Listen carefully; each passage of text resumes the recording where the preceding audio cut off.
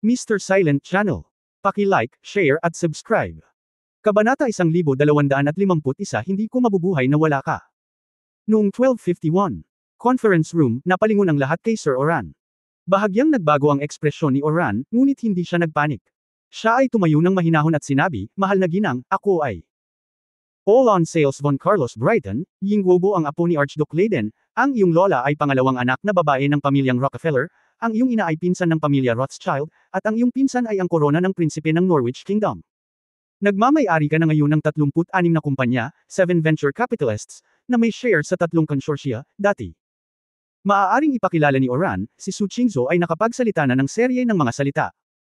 Bakas sa mga mata ni Aulan ang pangangilabot, ngunit saglit, agad siyang ngumiti at sinabing, "Narinig ko noon na ang asawa ng kamahalan na si Lucifer ay ang Timon ng S-class na organisasyon na Tianyan.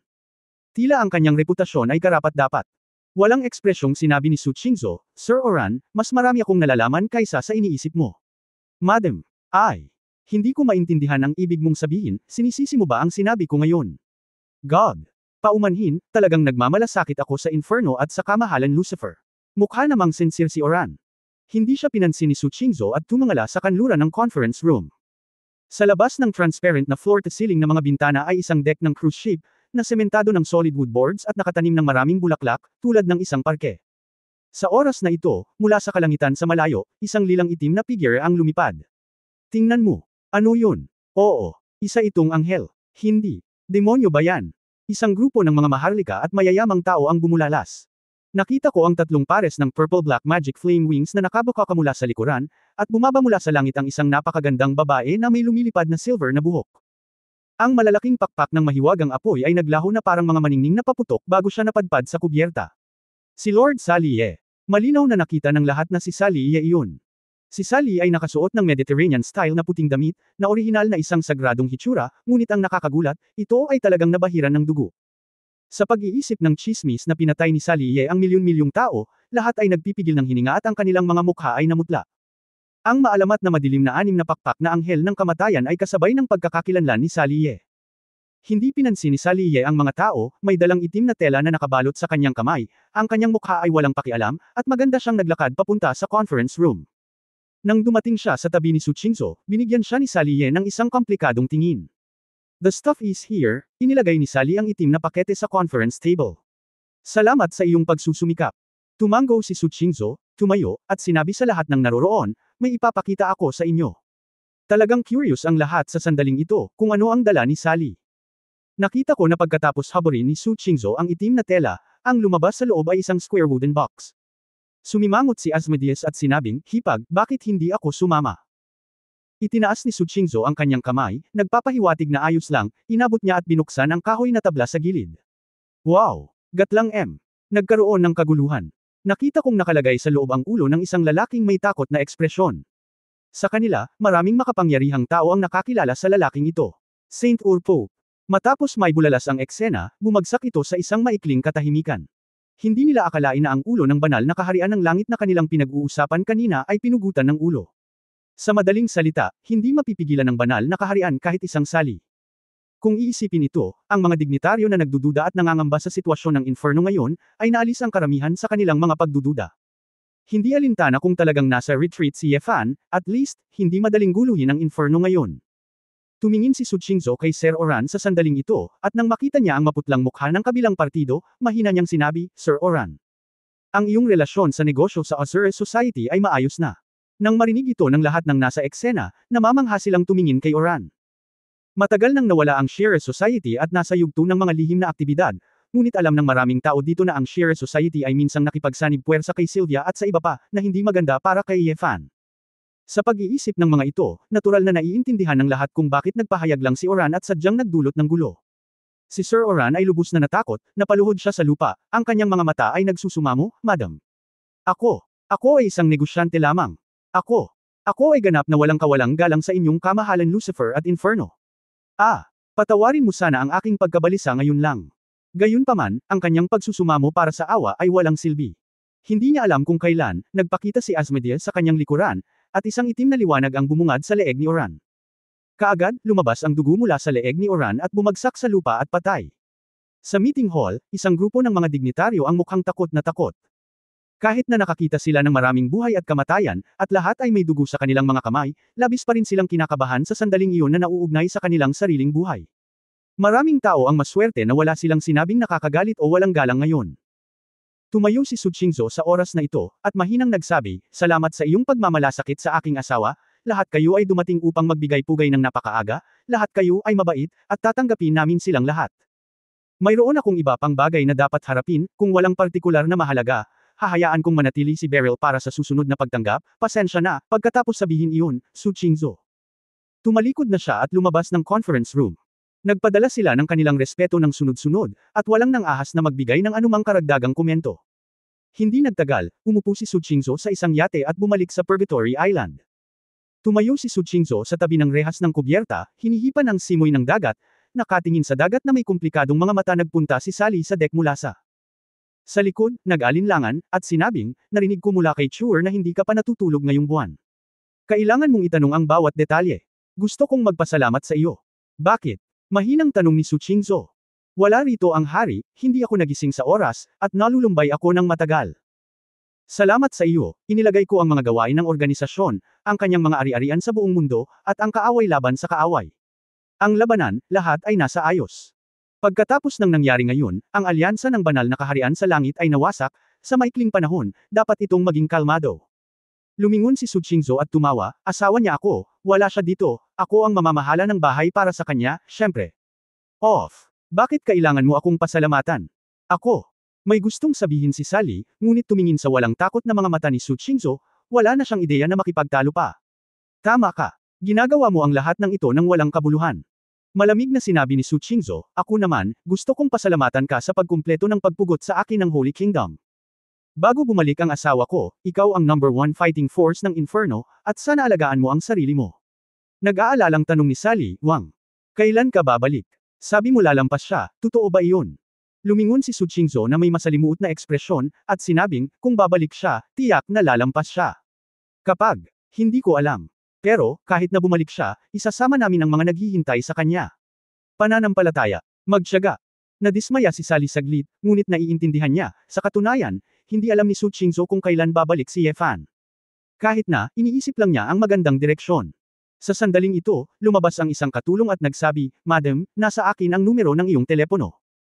Kinuha ni Su Qingzhou ang telepono, at nang makita niyang si Tia Jiang ang tumatawag, agad na kumunat ang kanyang mga kilay, dahil kung hindi ito isang partikular na mahalagang bagay, hindi siya tatawagan ni Tia Jiang sa panahong ito. "Tita Jiang. Sabi mo. Kaya, alam ko, babalik ako kaagad." Matapos sagutin ni Su Qingzhou ang telepono, agad niyang itinaas ang kanyang ulo at sinabi kay Sally, "Nagsaya ka. Tama ba?" Tumango si Sally. "Pagkatapos ay gamaan ang loob ko, maaari mong ipagpatuloy ang ginagawa mo kung ano ang pamilyar sa iyo," sabi ni Su Qingzhou. Sumimangot si Sally, "Gusto mong bumalik? Ang aking kalaban ay hindi lamang sa ibang bansa, kundi pati na rin sa Xia Kingdom. Ngayon na ang sitwasyon sa ibang bansa ay naging matatag sa ngayon, oras na para bumalik ako," sabi ni Su Qingzhou. Mataimtim na sinabi ni Sally, "Hindi pa bumabalik ang hari. Hindi ko hahayaang ma-accident ka. Sasamahan kita sa Xia Kingdom. Kung may manggahas na hawakan ka, papatayin ko siya." Ang mga mata ni Su Qingzhou ay kumislap sa init, at bahagyang gumalaw ang mga sulok ng kanyang bibig. Pagkaraan ng ilang sandali, "Hindi na kailangan. Hindi ako mabubuhay kung wala ka rito. At, ang mga kalaban ni Xia Guo ay hindi mahaharap sa isang pagpugot ng ulo." Pagkatapos magsalita, tumalikod si Su Qingzhou at naglakad patungo sa cabin. Kumikislap na ang malamig na mga bituin sa gitna. Kabanata 1252 Araw at Gabi. 1252. Ilang araw na ang lumipas at kung ano ang nangyari sa mundo sa ibabaw ng lupa, para kay Ye Fan sa mahiwagang islang ito sa ilalim ng lupa, hindi niya masyadong maiisip ang tungkol dito sa oras na ito. Sa mundong ito sa ilalim ng lupa, walang paghahalili ng araw at araw, palaging maliwanag, habang ang madilim na lugar ay palaging gabi. Sa makatuwid, hindi alam ni Ye Fan kung gaano na siya katagal naglilinang dito. Matapos makapasok sa katawan ni Ye Fan, isang maliit na kuko na parang nourishing mushroom ang nagdala ng napakalaking at kastiya siyang pagbabago sa katawan ni Ye Fan. Talagang nalaman ni Ye Fan na ang kanyang mga sel ay tila naturukan ng bagong sigla, pinasigla at pinasigla. Pagkatapos ng hindi malamang tagal ng panahon, naramdaman ni Ye Fan na ang Yang Shenji sa kanyang katawan ay ganap na natutunaw, at ang kanyang katawan ay hindi na nagpatuloy sa pag-init. Nang imulat niya ang kanyang mga mata, nalaman niyang si Shu Lingshan ay natutulog sa tabi niya, habang si Shi Lanyu ay nagmumuni-muni ng naka-crossleg, na parabang sinasanay niya ang wawang heavenly replenishing technique na itinuro niya sa kanya. Nakaamoy si Yefan ng nakakadiri na baho, tumingin sa ibaba ng mabuti, at nalaman na maraming itim na dumi ang naalis sa mga follicle ng buhok ng kanyang katawan. Tila hindi lamang ni-restore niyang Shenji ang mga cell para sa kanya, ngunit inaalis din ang dumi sa kanyang katawan para sa kanya, tunay na nagpapalusog mula sa loob palabas. Si Yefan ay labis na nasisiyahan sa resulta, ngunit ang amoy ay hindi kanais-nais kaya't binalak niyang lumabas upang maligo. Hindi niya inabala si Shilanyu, tumayo siya at lumabas ng kuweba, at sumulyap sa isa pang kuweba sa hindi kalayuan, kung saan nagtatanim din ang Black Emperor at Heiji. Mula sa malayo, naramdaman ni Yefan ang maraming espiritual na enerhiya na nagtitipon doon. Nagtungo muli si Yefan sa mataas na lugar, at nalaman na nagpapatuloy pa rin ang pagbabago ni Xiaojin, at hindi niya sinasadyang magising. Sa ganitong paraan, hindi pa rin sila makaalis sa lugar na ito. Gayunpaman, hindi nagmamadali si Yefan. Napansin na niya na bumalik sa estado ang kanyang pisikal na kondisyon noong katatapos lang niyang alisin ang kanyang panloob na lakas. Bagamat sinasabing hindi pa siya ganap na naka-recover, hanggat patuloy niyang kinukuha si Yang Shenji, maibabalik niya ng buo ang kanyang mga cell sa peak state sa lalong madaling panahon, at kahit na matapos ang pag-alis ng mga dumi sa ganitong paraan, ang kanyang katawan ay magiging mas malakas kaysa dati. Pagdating sa dalampasigan sa ibaba, hinubad ni Yefan ang lahat ng kanyang damit, tumalon sa dagat, at naligo ng comfortable. Nang malapit nang matapos ang paglalaba, at nang babalik na sana siya sa dalampasigan upang magbihis, nakita ni Yefan ang isang magandang figure na nakatayo doon na nakangiti ng matamis sa kanya. Xiaoyu. Hindi pa nakakabawi si Yefan sa kanyang cultivation, kaya hindi niya nalaman kung kailan dumating si Shilanyo. Gayunpaman, walang prinsipyong tinitingnan ng mga mata ni Shilanyo ang kanyang hubad na katawan. Brother Yefan. Muling itim ang iyong buhok, at ang iyong katawan ay naging kaakit-akit gaya ng dati. Ang sariwa at matikas na mukha ni Shilanyo, na bahagyang kinagat ang kanyang bulaklak na labi, ay nagpahayag ng ibang uri ng tukso sa kanyang mga mata. Napansin din ni Yefan na ang kanyang katawan ay bumalik sa kanyang kabataan, at ang kanyang balat ay mas maputi kaysa dati. Pupunta ka rin ba para maligo? Hindi napigilan ni Yefan ang bahagyang makati habang nakatingin sa ekspresyon ng babae. Magalang na naglakad si Shilanyo palapit sa kanya, nahugasan ko na ito minsan. Pero, kung gusto ni Brother Yefan na makita akong maghugas ulit, wala akong pakialam. Nilunok ni Yefan ang kanyang lalamunan, pinagmamasdan ang patas na jade na paa ng batang babae sa puting buhangin, dahan-daang lumalapit sa kanya, itinaas ang kanyang mga kamay at paa, bawat ekspresyon sa kanyang mga mata at mukha ay nagpapakita ng mga hindi maliwanag na mensahe. Nang mapansin ni Shilanyo ang mga pagbabago sa katawan ni Yefan sa oras na ito, siya ay humakbang pasulong ng buong pagmamalaki at kinawit ang leeg ni Yefan. Brother Yefan. Nalaman ko na ang paglilinang ng Heaven Replenishing Technique ay tila kayang i-activate ang kapangyarihan ng Yin Emperor Gong. Halika at sanayin ang wahwang Heaven Replenishing Technique kasama ko. Bagamat nagsasanay ka ng mga panlabas na pamamaraan, kailangan mong magsanay ng isa pang panloob na pamamaraan. Ito lang ang magiging icing sa cake. Nakikiusap ako sa iyo, tiyak na papasayahin ka nila, at magagamit mo rin ang Heaven Replenishing Technique para mapabilis ang pagsipsip ni Yang Shenji, napakaganda. Si Shilanyu Nephrite ay mainit na nahulog sa mga bisig ni Yefan, at ang mga salitang sinabi niya ay mas matamis kaysa pulot. Si Yefan ay hindi isang piraso ng kahoy, kaya natural na hindi siya magiging walang malasakit sa ganoong sitwasyon, ngunit ito ay medyo gusot pagkatapos ng lahat. Wala akong masyadong malalim na pangunawa sa Heaven Repairing Technique ni Emperor Wa. Ngayon ay kailangan kong magmadali at gumaling. Maaaring mas kapaki-pakinabang para sa akin na magsanay ng pamilyar na pamamaraan. Sabi ni Yefan. Ano ang pamilyar o hindi pamilyar sa iyo? Ito ay ang tinatawag na daw 3,000, ang parehong destinasyon sa iba't ibang mga landas. Hindi kaya ang pagsasanay ni Brother Yefan ay ibang-iba sa Heaven Patching Art. Kung pareho sila sa parehong antas, dapat mayroong isang bagay na karaniwan, sabi ni Shilanyo. Sumimangot si Yefan, at biglang naalala ang isang bagay na hindi niya naisip noon. Si Tian Yishui, ayon sa alamat, ay nilikha ng dakilang Diyos na si Foxy, at ang dakilang Diyos na Foxy, ayon sa alamat, ay magkakapatid kay Emperador Wa. Ang dalawang ito ay parehong maalamat na sinaunang Diyos.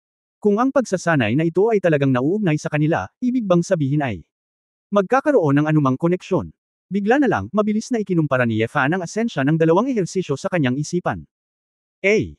Araw ay gumagawa ng tubig, binibigyang pansin ang lahat ng bagay sa isang buhay, bakas pabalik sa pinagmulan, at pabalik-balik, lahat ng bagay sa mundo ay maaaring maging kanilang sariling enerhiya, at maaari rin silang maging lahat ng bagay. Ang Heaven Repairing Technique ni Emperor Wa ay patuloy na nagpapahusay sa kapangyarihan ng Yin at Yang hanggang sa punto kung saan ang Yin at Yang ay maaaring pag-isahin, upang makamit ang kapangyarihan ng Tai Chi na sumasaklaw sa lahat, at ang Yin at Yang ay nagpupuno sa isa't isa.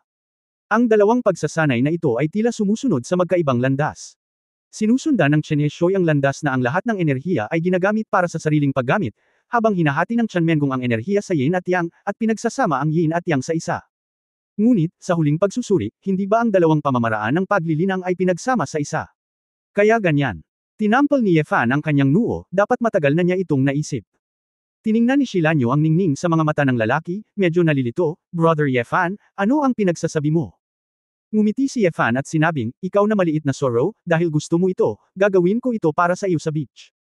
Sumusunod. Ang mapanlokong sigaw ni Shilanyo, binuhat na siya ni Yefan at tumakbo papunta sa kanya. Ang dalampasigan. Ang ganitong uri ng tiwangwang at walang nakatirang mundo, na parabang ang langit ang kubrekama at ang lupa ay ang higan, na nagpapahintulot sa kanilang dalawa na magpahinga ng walang prinsipyo at ilabas ang lahat ng tensyon at presyon mula sa mga araw na ito. Matapos magtipon ng mga ulap at tumigil ang ulan, mabilis na sinuot ni Yefan ang kanyang damit, at pagkatapos ay mapaglarong tumingin sa gilid, si Shilanyo na namumula ang mukha, nakasuot ng damit na may masakit na paa. Ito ang unang pagkakataon ni Yefan na gawin ito kay Shilanyo noong gising siya. Bagamat bata pa ang batang babae na ito, siya ay nahuhulog sa Holy Spirit cult at natuto ng maraming mga trick, na talagang kamanghamanghang. Nakakainis, malapit nang malaglag ang mga buto ko, pero bakit hindi pa bumuti ang kapangyarihan nitong Heaven Replenishing Technique? Huminto si Shilanyo. Nakangiting sabi ni Yefangxi, babae, hindi pa ako nagsisimulang mag-practice, syempre hindi ito makakatulong sa iyo. Huwag mag-alala, babalik ako para magsanay ng pagpapalusog sa langit ngayon at kunin si Yang Shenji. Sa mga susunod na araw, kailangan kong humanap ng paraan sa lalong madaling panahon. Pagbawi, kaya, ipinapangako kong hahayaan kang lumaki araw at gabi. Nang marinig ito ni Shilanyo at makita ang ekspresyon ni Yefan, ang kanyang puso ay nanginig, at ang kagalakan sa pagpapabilis ng kanyang paglilinang ay hindi maiwasang maglaho ng kaunti. Ngunit nagsimulang mag-alala na siya ay mabigla. Kabanata 1253. 1253 Sa mga sumunod na araw, nagsimulang magsanay si Yefan ng God-boosting technique ni Wahuang habang kinukuha si Yang Shenji. Matapos ihambing ang pagsasanay na ito sa Chene Shui, talagang nakahanap si Yefan ng ilang pagkakatulad. Ang mga sinabi ni Shilanyo ay nagbigay sa kanya ng hindi inaasahang kagalakan, ang babaeng ito ay talagang isang maunlad na asawa. Sa tulong ng Heaven Repairing Technique ni Emperor Wa, natunaw ni Yefan ang mga sangkap ng Yang Shenji ng napakabilis, at ang bilis ng paggaling ng kanyang katawan ay lubos na napabuti. Kasabay nito, nagkaroon din si Yefan ng oras para turuan si Shu Lingshan na magsanay. Hindi banggitin na ang dalawa sa kanila ay nakaligtaan ng isang layer ng window paper noong isang taon, at ngayon ay nagbabahagi sila ng yaman at kalungkutan sa ibang bansa, at sila ay nabubuhay at namamatay ng magkasama. Hindi man sila nagbitiw ng salita ay kilala na nila ang isa't isa. Itinuring na ni Yefan si Shu Lingshan bilang sarili niyang babae, kaya syempre, kailangan niyang ibigay ang lahat ng posible para sa sarili niyang babae. Si Shu Lingshan ay orihinal na may katamtamang pangangatawan at hindi angkop para sa pagsasanay ng sinaunang martial arts, ngunit ngayon ay mayroon siyang Yang Shenji upang pawiin ang kanyang katawan, at ang problemang ito ay madaling malutas. Naranasan ni Shu Lingshan ang napakaraming bagay at alam niya ang kahalagahan ng ganap na lakas. Noong una, wala siyang pagkakataong maging cultivator, ngunit ngayong may pagkakataon na siya, syempre hindi niya ito pababayaan. At saka, hindi niya alam kung hanggang kailan siya mananatili sa isla. Masyadong mahirap para sa kanya na tingnan si Yefan at Shilanyo na naglilinang ng hanggal. Ang nakakairita pa ay ang dalawa sa kanila ay kailangang lumabas ng kuweba paminsan-minsan, at sa kanilang pagbabalik, ang mga paa ni Shilanyo ay malote sa paglalakad. Nakikinig sa kanilang pinag-uusapan tungkol sa Heaven Replenishing Technique ni Emperor Wa ngayon, syempre alam ni Shu Lingshan kung ano ang ginagawa ng mahiyain at mahiyaing lalaki at babae. Naramdaman ni Shu Lingshan na si Shilanyo, isang babaeng nakakilala kay Yefan, ay napakalantad, napakaraming pinagdaanan nila ni Yefan, at walang dahilan para itago ito. Sa makatuwid, nang tanungin siya ni Yefan kung gusto niyang magsanay ng Chene Shengshui o Qianmengong, determinadong pinili ni Shu Lingshan ang Qianmengong. Bagamat nakaramdam ng sobrang hiya si Shu Lingshan, kumpara sa paglilinang ng mag-isa, hindi niya hinahayaang samantalahin siya ni Shilanyo. Akala ko magkakaroon ng competitive na relasyon sa kanya si Shilanyo, anong klaseng puot sa kanya. Sa hindi inaasahang pagkakataon, nang malaman ni Shilanyo na pinaplano niyang magsanay ng Heaven Repairing Technique, nagpakita talaga siya ng nagpapasalamat na ekspresyon. Sister Lingshan, napakabait mo, maaalala siya ng kapatid ko sa natitirang bahagi ng kanyang buhay, tumulong ka sa snow ngayon. Hinawakan ni Shilanyo ang kamay ni Shu Lingshan nang may kaawa-awa, nangingilid ang mga luha. Si Shu Lingshan ay nalilito, ano ang nangyayari? Hindi ba dapat magalit si Shilanyo, may nagnakaw sa kanya ng lalaki? Tumibok ang puso ni Yefan. Bumabuti na ang katawan niya. Hindi sapat ang Blue Rain sa loob ng isang oras. Ngayong sumali na si Shu Lingshan, mas mabilis niyang maibabalik ang kanyang lakas. Kung ito ay mula sa isang seryosong pananaw o isang seryosong pananaw, mas maraming babae, mas mabuti. Anyway, ang kanyang pisikal na lakas ay madaling makayanan ang bagay na ito. Nadama ni Ye Fan na sa mga tuntunin ng antas ng mga diskarte sa paglilinang, ang Chenye Shengshui at Tianmengung ay talagang nasa parehong antas. Gayunpaman, kumpara sa Chenye Shenggoy, ang Heaven Replenishing Technique ay mas kapana-panabik at hindi nakakainip na magsanay. Pagkaraan ng hindi kilalang bilang ng mga araw, si Ye Fan, Xu Lingshan at dalawang anak na babae ni Shi Lanyu, ay kumain ng isang halaman ng Yang Shenji. Siyempre, halos 70% ng Yang Shenji ay kinuha ni Ye Fan. Habang siya ay nakabawi sa likod, mas kailangan ni Yang Shenji ng katawan ni Ye Fan. At ang paglilinang ng Tianmengung ay umunlad din ng mabilis sa simula, at naging mabagal at mabagal. Nalaman ni Ye Fan na hindi dahil sa ginagawa niya at ng dalawang babae, mas mapapabilis niya talaga. Sa katunayan, ang komplementasyon ng yin at yang sa Tianmengung ay katumbas lamang ng isang pantulong na proseso na magpapadali sa paglilinang. Halimbawa, napakalaki ng bar aisles na kahoy, kung pipilitin mo ang tubig ay aapaw lamang. Kung nais mong umasa sa mga gawain ng mga kalalakihan at kababaihan, ikaw ay hindi magagapi sa mundo, ngunit ito ay isang panaginip lamang. Pagkatapos ng panahong ito ng pagsasanay at pagpapakain, si Xu Lingshan ay naging mas mature na kagandahan ng babae, ang orihinal na kutis ng trigo ay mas maganda rin. Kasabay nito, sa masigasig na paglilinang araw-araw, naunawaan din ni Xu Lingshan kung bakit nagpapasalamat si Shi Lanyu sa kanyang pagsali. Ang katawan ni Ye Fan ay patuloy na lumakas, tulad ng isang halimaw, kung saan ang dalawang babae ay humingi ng awa sa bawat oras bago sumuko. Sa kuweba, maganda ang tanawin araw-araw. Pagkatapos sumali ni Xu Lingshan, hindi na niya kailangang lumabas para maghanap ng lugar para gawin ito. Maaari kang direktang pumunta sa kuweba upang magkaroon ng mga tunay na baril at live na bala, at maaari ka pang lumaban. Pagkatapos ng panahong ito ng pagsasanay, matagumpay na nakapasok si Xu Lingshan sa In the Realm of Body Refinement, ang kanyang pisikal na kalidad ay mabuti, at siya ay may dalawang dulong diskarte sa pagpapalusog sa kalangitan at pagpapakain sa mga Diyos, at ang kanyang pag-unlad ay napakabilis. Pinasigla ni Shi Lanyu ang kapangyarihan ng Yin Emperor Gong, at talagang naging santo ng Holy Spirit Cult, at itinaas pa ang kanyang kapangyarihan sa Great Perfection of Lycan sa isang iglap. Kahit na ang cultivation base ni Shi Lanyu ay hindi masyadong solid, at ang kanyang aktwal na karanasan sa pakikipaglaban ay hindi mayaman, si Ye Fan ay medyo naiinggit sa biglaang magandang kapalaran ng Lycan Great Perfection cultivation base. Susunod, hanggat maaaring magkaroon ng epiphany si Shi Lanyu at makapasok sa banal na kaliwanagan, malapit na ito. Sa kabilang banda, tahimik ang kuwebo kung saan naroon ang Black Emperor at Heiji. Ang Black Emperor at Heiji, pagkatapos makuha ang Yang Shenji, ay tila naabot ang tuktok ng Lycan, sinusubukang pumasok sa yugto ng banal na kaliwanagan, kaya hindi madaling abalahin sila pansamantala. Hindi ko alam kung ilang araw pagkatapos makarating sa isla, halos 80% na ang nabawi ni Ye Fan. Pinag-iisipan na niya kung sasaliksikin ang mundo sa underground na God's Desolation Record o pupunta sa labas ng mundo.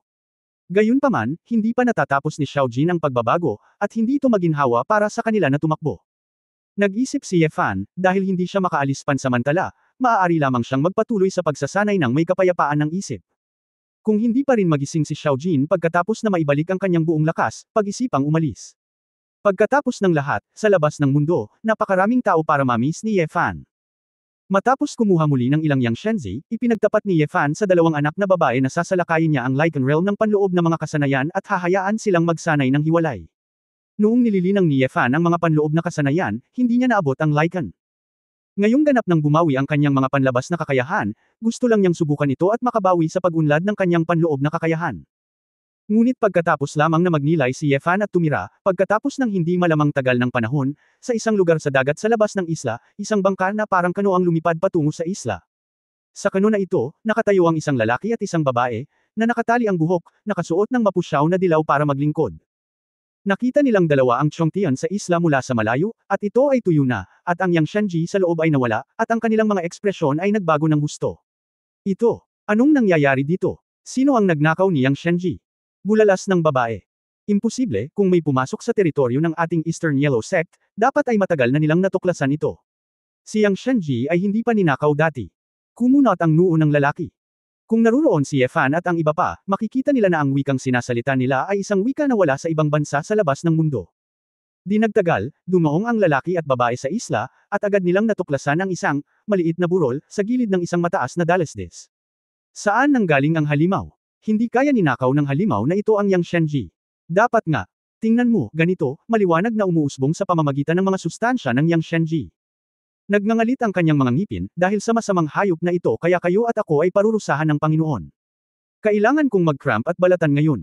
Kabanata 1254. 1254. Teka, tingnan mo ang halimaw na ito, bakit parang hindi mo pa ito nakita dati? Hindi pa banggitin ang kaharian ng ating Eastern Emperor sect, kahit na may ilan pang kaharian, parang wala akong narinig na ganyang halimaw. Napansin ng babae na may mali. Maingat na tiningnan ng lalaki ang maliit na gintong nakabalot sa puting kabibi saglit, at kumunot ang noo, sinabi mo iyan, kakaiba. Paanong ang mga halimaw sa ating Eastern Emperor sect ay manggahas na nakawin ng ating mga halamang gamot? Hindi ba tayo ito? Mula sa teritoryo. Ngunit kahit na ang mga halimaw mula sa iba pang mga kaharian ay hindi magiging matapang. Sabi ng babae. Ang 7 nourishing mushroom dito ay ang mga dakilang pampalusog na bagay na itinanim ng guro ng masinsinan sa loob ng 5,000 taon. Sila ay inihanda para sa mga ninuno upang ipagpatuloy ang kanilang mahabang buhay. Makatuwiran na ang ganitong uri ng halimaw ay makakain ng 7 halaman. Dapat namatay bigla, hindi kaya. Hindi lang ang halimaw na ito ang kumain nito. Nanlamig ang mga mata ng babae at sinabi niya, karamihan, may iba pang mga magnanakaw ng droga. Dapat nating malaman ngayon. Kung hindi, 7 itong nawala kahit na ang krimen ng pagtatanim ng Shenji ay hindi ganap sa atin, maaari tayong parusahan para sa paglilinang ng mga materyales, nakaharap sa pader sa loob ng 100 taon, at talagang hindi tayo makakatakas. Ang higit na nakasusuklam ay talagang sinira ng magnanakaw ng gamot na ito ang Chongtian na ito. Aabutin pa ng 1,000 taon. Saka lang natin muling mapapawi ang nectar. Pareho silang naduraj ng puso, tutal, ang kanilang Eastern Emperor sect ay walang gaanong pera para sa naturang treasure land. Ang bawat piraso ng Chongtian ay regular na pananatilihin at susuriin ng mga disipulo. Sa mga hangganan ng Eastern Emperor sect, walang anumang bagay na sumira sa Chongtian. Noong una ay inakala nila na sa pagkakataong ito ay nakagawian na ang pagbisita sa Chongtian upang makita kung maaani siyang Shenji, ngunit hindi nila inaasahan ang ganitong trahedya. Sa pag-iisip na bumalik upang harapin ang galit ng kulog ng Panginoon, lahat sila ay nagalit. Kahit ano pa, putulin mo muna ang halimaw na ito at ibalik sa Panginoon. Baka may kakaiba sa halimaw na ito. Kung papatayin mo ito, baka pwede mong hayaan ang Panginoon na buksan ang pinto. Sabi ng lalaki, lumakad pasulong, at sa hindi malamang dahilan, lumitaw ang isang payat na espada na may malamig na liwanag sa kanyang kamay. Nang lumakad ang lalaki patungo kay Xiao Jin, naramdaman din ni Xiao Jin sa puting katawan ng krisis. Malapit nang magising si Xiao Jin, at ang kanyang likas na pakiramdam ng krisis ay biglang nagmulat ng kanyang mga mata ng maaga. Isang pares ng malalaking berdeng eyeball ang makikita sa puting shell. Mag-ingat ka. Sigaw ng babae. Napansin din ng lalaki ang mga mata ni Xiao Jin, na nagpahayag ng matinding pagbabantay at puot, na parabang nagpoprotesta ito para sabihin sa kanya na huwag siyang magulo. Humph! Evil animal! Maglakas loob na nakawin ang elixir ng Eastern Emperor sect ko, at sirain pa ang Chongtian, sa tingin mo may paraan pa ba para mabuhay? Diretso siyang tumalon, balak niyang saksakin ng diretso ng espada ang ulo ni Xiao Jin.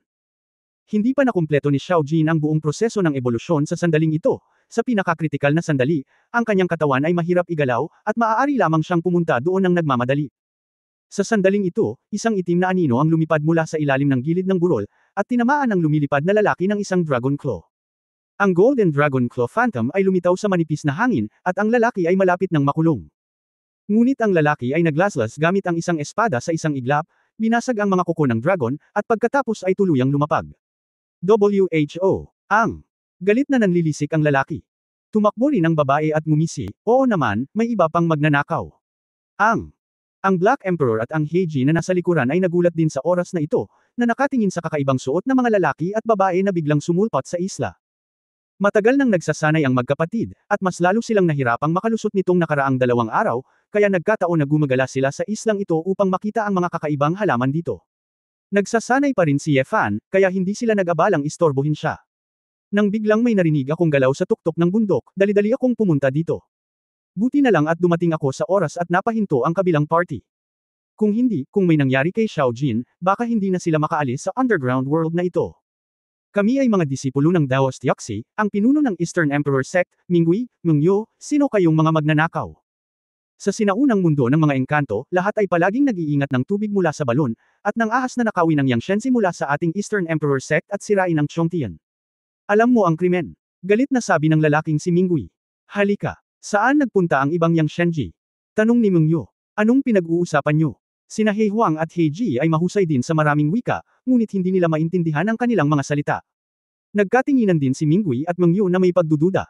Sinabi ni Mengyo, ayaw mong sabihin ang mga lihim na salita na hindi mo maintindihan. Bilasan mo at tumawag para sa katotohanan. Si Heiji ay tumingin sa isa't isa ng mapagbantay, at bamulong kay He Huang, kapatid, ang kanilang mga salita. Mukhang hindi sila ang wikang alam natin.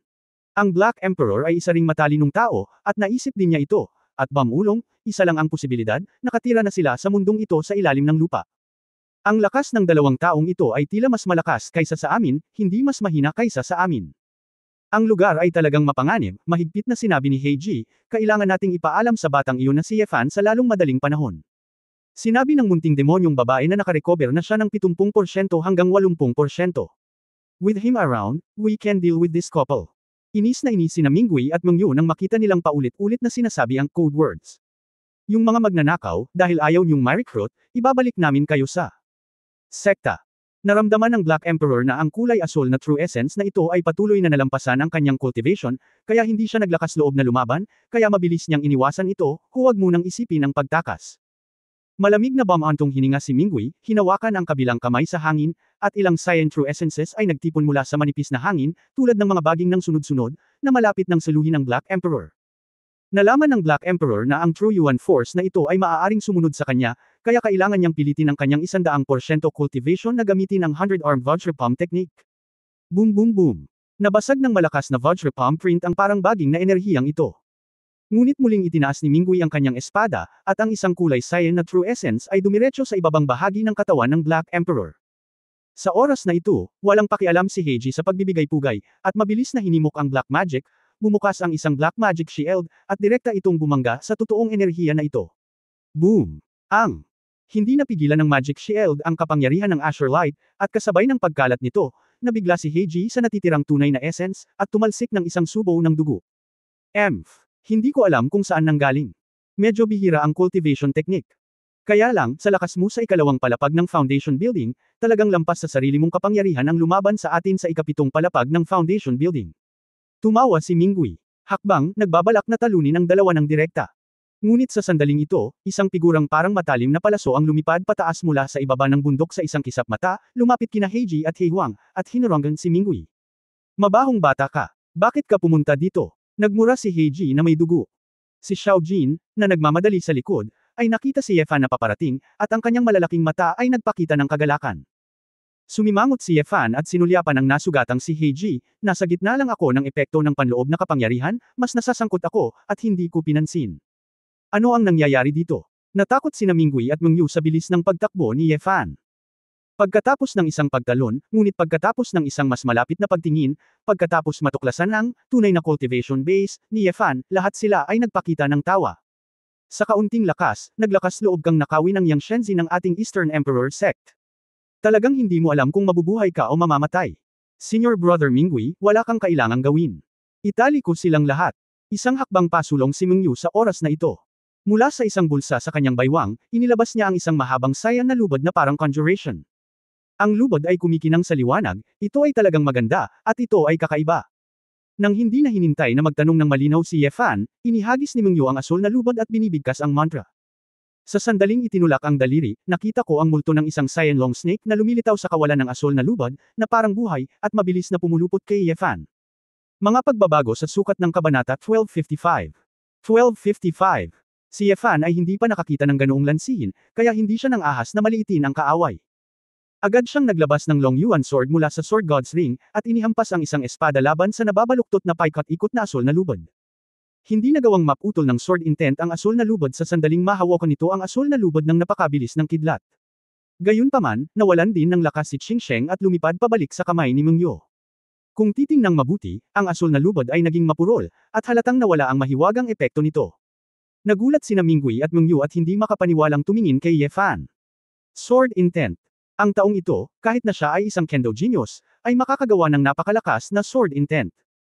Kahit na ang aking Blue Snake Bound, ay isang medium-grade magic weapon lamang, hindi ito dapat makayanan ang yugto ng Foundation Establishment. Magdaranas ka ng labis na pinsala. Mahigpit na sinabi ni Mingwei, kapatid na babae, ikaw at ako ay pupunta, maaaring mapanlin lang ang taong ito. Sinadya niyang itinago ang kanyang paglilinang. Frost, pagkatapos ng lahat ng kanyang magic weapon ay nasira, ito ay isang malaking kawalan. Hindi maintindihan ni Yefan ang sinabi ng dalawa, ngunit bigla niyang natuklasan na pagkatapos gumaling ang kanyang katawan sa pamamagitan ni Yang Shenzhi, ang kanyang layunin sa espada ay mas malakas kaysa dati.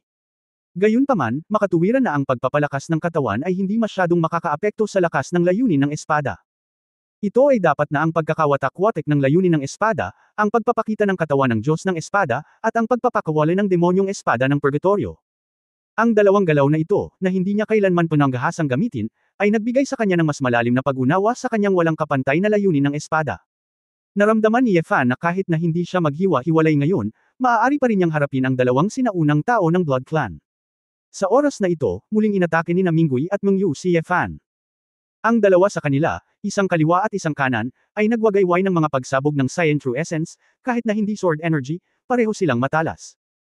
Naramdaman ni Ye Fan na ang mga diskarte ng dalawa ay medyo katulad ng sinaunang swordsmanship, ngunit ang mga diskarte ay iba, ngunit ang mga ito ay napakahusay din. Nakakalungkot na minamaliit pa rin nila ang kasalukuyang Ye Fan. Nanliit ang mga mata ni Ye Fan, at ayaw niyang mag-aksaya ng oras, kaya diretso siyang tumawag ng 3 o 4 na lumilipad na espada, pumulupot sa katawan niya, at nagsimulan ng counter-attack. Senador Luo Sword Dance. Biglang binilisan ni Ye Fan ang dalas ng kanyang pag-atake ng espada, ang kanyang mga kamay ay patuloy na nagbabago para gumamit ng iba't ibang espada, naglalakad na parang sword dance storm, at lumalaban-laban kina Minghui at Mengyu. Ito ang unang pagkakataon na sina He Huang at He Ji, na nasa likuran niya, ay nakakita ng naka-recover na Ye Fan na kumilos. Nakita lang nila ang kamay ni Ye Fan na gumagalaw pataas at pababa para palitan ang espada, at ang liwanag ng espada ay parang hindi mabilang na maputlang gintong talam, hindi mahuhulaan. Ang layunin ng espada ng batang ito ay umabot na sa isang nakakatakot na estado. Nakalimutan ni He Ji na nasugatan siya, kahit isa siyang salamangkero, hindi niya maiwasang mamangha sa sword intent na ito. Ang Black Emperor ay mas makinang sa kanyang mga mata. Bilang guro ng kaliwanagan ni Ye Fan, siya ngayon ay puno ng kasiyahan. Natuklasan ni Mengyu at Minghui na ang kanilang tunay na diwa ay hindi ang kalaban ng Jianyi ni Ye Fan. Hindi lang iyon, ang mga taktika ni Ye Fan ay mas matalas din kaysa sa kanila. Kahit 2-on-1 sila, hindi pa rin nila nalabanan ang matutulis na kilos ng espada ni Ye Fan. Damn it! Kahit ang mga cultivator ng sword ng Hanguang sect ay walang ganoong swordsmanship. Senior Kuya, bumalik muna tayo sa sekta, at pagkatapos ay hanapin ang mga matatanda ng sekta na darating at patayin ang magnanakaw ng gamot. Sigaw ni Mengyu. Natatakot din si Minghui sa kamatayan, masyadong malakas ang kalaban sa sandaling ito, maaari nilang ganap na talikuran ang responsibilidad at makatakas pabalik. Bilang resulta, inilabas ni Minghui ang cane na kanilang pinalipad mula sa isang bag na tela sa kanyang baywang. Isang maliit na bangka ang lumitaw sa isang iglap, tulad ng isang conjuration. Natigilan si Ye Fan, hindi ba ito ang kapareho ng kanyang sword god ring? Ang mga bag sa kanilang baywang ay tila maraming bagay din. Tai Green Barrier. Nag-spell si Mengyu at nagpatawag ng green screen para harangan si Ye Fan na lumapit. Ang berdeng harang na ito ay nagpapalabas ng isang mapanganib na hininga, ito ay tila nakakalason na fog. Agad na tumalon ang dalawa sa bangka, balak na tumalikod at agad na tumakas. Si Ye Fan ay napakaingat din. Hindi niya alam kung immune na ba siya sa lason sa labas ng mundo, at kung ang makamandag na fog sa lugar na ito ay makakasakit sa kanya. Sa makatuwid, nilayon ni Ye Fan na gamitin ang kanyang diskarte sa pakikipaglaban sa espada para habulin siya mula sa malayo. Malamang nahulaan na niya ngayon na ang dalawang ito ay tiyak na nagpunta upang iligtas ang mga sundalo, at hindi niya hahayaang magtagumpay sila. Ngunit nang si Ye Fan ay kikilos na, isang mahabang beep lang ang narinig niya mula sa likuran ni Xiao Jin. Wow! Biglang lumabas si Xiao Jin mula sa shell, na may maputlang gintong kaliskis sa buong katawan. Sa oras na ito, ang kulay ng ginto ay mas malalim, at ang mga pattern ay mas komplikado at napakarilag. Ang isang sungay ng karne sa ulo ay ganap na nagbago sa isang gintong matalim na sungay sa oras na ito. Kasabay nito, ang isang pares ng ginintoang pakpak ay ipinanganak sa likod ni Xiao Jin. Tulad ng mga balahibo na gawa sa ginto, ang bawat isa ay napakaliwanag at kapanapanabik, ang malalaking pakpak ay sumasakop pa sa buong bundok. Flop. Flutter. Pinaypaya ni Xiao Jin ang kanyang malalaking ginintoang pakpak at lumipad sa himpapawid, nagpalakas ng malakas na bagyo. Ang berdeng knuckle-alasong fog barrier sa harap ni Ye Fan ay natangay ng bagyo. Ito, natakot sina Minghui at Mengyu na naging asol ang kanilang mga mukha nang makita ang behemoth na ito. Ang mga maliliit na ginto at berdeng mga eyeballs ay kasing ganda at kahanga-hanga ng mga esmeralda. Direkta nitong tinitigan ang pangalawang disipulo ng Eastern Emperor sect na sinubukan lang itong patayin, ikanaway ang kanyang mga pakpak, at direktang hinabol ang kono. Dalawang tao at isang malungkot na bangka, sa harap ni Xiao Jin, ay mukhang napakaliit. Boom! Ang isang pares ng mga pakpak ay bumagsak, at ang marahas na bagyo ay naghalo Minghui at Mengyu, at ang kano ay hindi na makagalaw. Sa desperado at walang magawang hiyawan ng dalawa, ang mga ginintoang pakpak ni Xiao Jin ay nahampa na sa laman. Nabasag din ang kano. Sa lupa, pinanood ni Ye Fan, He Ji, at He Huang ang unang labanan ni Xiao Jin, at hindi sila nakaimik. Hindi banggitin na ang kapangyarihan ni Xiao Jin ay nagulat sa kanila, ang susi ay lumaki ito ng mga pakpak at maaaring lumipad. Ye Fan, ito, si Xiao Jin ba ito? Diyos ko, paano lumipad ang Petronas? Si Shu Lingshan at Shi Lanyo, Nakararating lang sa tuktok ng bundok, ay namangha. Hindi naiwas ang isipin ni Ye Fan ang isang maalamat na mythical beast, isang ahas na may mga pakpak sa likod, isang ahas. Hindi kaya kinain ni Xiao Jin si Yang Shenji at naging ahas. Akala ko ito ay magiging tulad ng alamat, mula sa mga ahas hanggang sa mga dragon, ngunit ngayon ay tila hindi ganoon kadali ang pagbabago ng mga dragon. Nang makitang binaril ang kalaban hanggang sa mamatay, kontentong ibinaling ni Xiao Jin ang kanyang ulo at lumipad pabalik sa tuktok ng bundok. Pagkatapos ay nakita ko itong nag-transform, lumiliit ng napakabilis sa bilis na nakikita ng mata. Sa maikling panahon, ito ay naging kasing haba na lamang ng braso ng tao, at ang katawan ay medyo balingkinitan, na may gininto ang liwanag sa buong katawan, ang kanyang mga pakpak ay naging maliliit na gininto ang pakpak, at isang pares ng malalaking esmeralda na mata at gininto ang sungay sa kanyang ulo, siya ay talagang puno ng cute. Sa gulat na mga mata ng lahat, ikinaway ni Xiao Jin ang kanyang mga pakpak at lumipad papunta sa balikat ni Ye Fan, ang kanyang maliit na ulo ay dumampi sa pisngi ni Ye Fan, puno ng pambubble. Malinaw, pinrotektahan ito ni Ye Fan sa isang kritikal na sandali, at alam din ito ni Xiao Jin. Nang makita ni Shilanyo ang eksenang ito, puno siya ng inggit. Tinakpan niya ang kanyang bibig gamit ang isang kamay at bamulong, ang patron saint. Paano siya naging cute? Lumiwanag din ang mga mata ni Shu Lingshan. Para sa mga kababaihan, ang maliit na gintong ahas na ito na may mga pakpak ay kapansin-pansin. Paano ito gustuhin? Makatuwiran na ang mga ahas ay medyo nakakatakot, ngunit ang hitsura ni Xiao Jin ay hindi nakakatakot. Ito ay talagang isang banal na hayop, at maaari pa itong magbago ng laki. Ang itim na emperador ay bumulalas, kayong Fan, ikaw ay tunay na mapalad na magkaroon ng kaugnayan sa gayong banal na hayop. Nakabawi rin si Ye Fan sa kanyang pagkagulat, ngumisi, hinawakan si Xiao Jin mula sa kanyang mga balikat, hinawakan ito sa kanyang mga kamay, hinawakan ang maliit na ulo nito, at masayang sinabi, siguro, iniisip pa rin ni Xiao Jin, dahil sa akin, maswerte ito sa tatlong buhay, tama. Xiao Jin. Tumanggo si Xiao Jin, halatang naiintindihan. Lalong natuwa si Ye Fan. Tila noong siya ay nasa kuwebo ng ahas, paulit-ulit niyang hinayaan na mabuhay si Xiao Jin, at ang mabubuting tao ay ginantimpalaan. Ngayon, sila ni Xiao Jin ay parehong nagligtas ng buhay ng isa't isa. Bagaman sila ay isang tao at isang ahas, sila ay mga kaibigan ng buhay at kamatayan, at sila ay nagtatag ng isang pakiramdam ng pagtitiwala sa isa't isa. Sinabi ni Ye Fan, okay, Xiao Jin, pumunta na tayo sa paghahanap. Ang dalawang lalaking napatay mo ay may kung ano sa kanila. Siguro, matutulungan nila tayong maunawaan kung ano ang nangyayari sa lugar na ito. Kinapa ni Xiao Jin ang kanyang mga pakpak at lumipad pasulong, hinahanap ang dalawang patay na lalaki para kay Ye Fan. Kabanata 1256 ang silid-aralan. 1256. Sa kakahuyan sa ibaba ng gilid ng burol, nakita ni Ye Fan at ng iba pa ang isang sirang bangka at ilang damit ng Minghui at Mengyo. Si Ye Fan ay hindi interesado sa anumang bagay, ngunit siya ay lubos na interesado sa mga telang bag na dala nila sa kanilang mga baywang. Mukhang ngayon lang nila inilabas ang barko mula sa bag na ito. Mukhang may universo sa bag na ito, sabi ni He Huang. Kinuha ni Ye Fan ang isa sa kanila, at ayon sa paraan ng paggamit ng Sword God Ring, siya ay nagwala sa loob gamit ang kanyang divine sense, at nalaman niyang medyo may mga bagay sa loob. Bilang karagdagan sa ilang mga damit, hindi pinangalan ng mga halamang gamot, ilang bote ng mga halamang gamot, at ilang mga jade sleep na may mga hindi pamilyar na karakter na naitala, ang mga ito ay mababasa sa pamamagitan ng espiritual na kahulugan. Ang ikinagulat ni Ye Fan ay may ilang malakristal na sari-saring bato na pamilyar sa kanya. Bagamat medyo naiiba ang kulay ng bato, kumbinsido si Ye Fan na ito ang dalawang bato na natagpuan niya sa libingan ni Shen Shi at kalaunan ay itinuring na isang kayamanan at inagaw. Ang dalawang batong iyon, na naglalaman ng malakas na enerhiya, ay inilagay na ngayon sa treasure house ng Purgatory Island ni Ye Fan. Ngayon, sa mga storage bag ng dalawang underground people na ito, may nakita na ring mga katulad na bato. Hindi kaya. Ang batong ito ay inilabas mula sa ilalim ng mundo. Hindi maintindihan ni Ye Fan. Para sa ilang iba pang bagay, hindi alam ni Ye Fan kung ano ang gagawin, at wala siyang oras para pag-aralan ito pansamantala. Mukhang mas komplikado ang mundong ito sa ilalim ng lupa kaysa sa naisip natin. Ang lalaki at babae ngayon ay tiyak na may lakas ng kaharian ng banal na kaliwanagan. Kung titignan sa kanilang hitsura, tila balak nilang bumalik para iligtas ang mga sundalo. Kung marami silang mga tao at ang kanilang lakas ay mas mataas kaysa sa mas malakas sila, kung gayon narito tayo, naghihintay lamang na mamatay, matigas na sabi ni Ye Fan. Hindi katakataka na hindi tayo mga kalaban. Talagang mayroon silang kapangyarihan ng banal na kaliwanagan.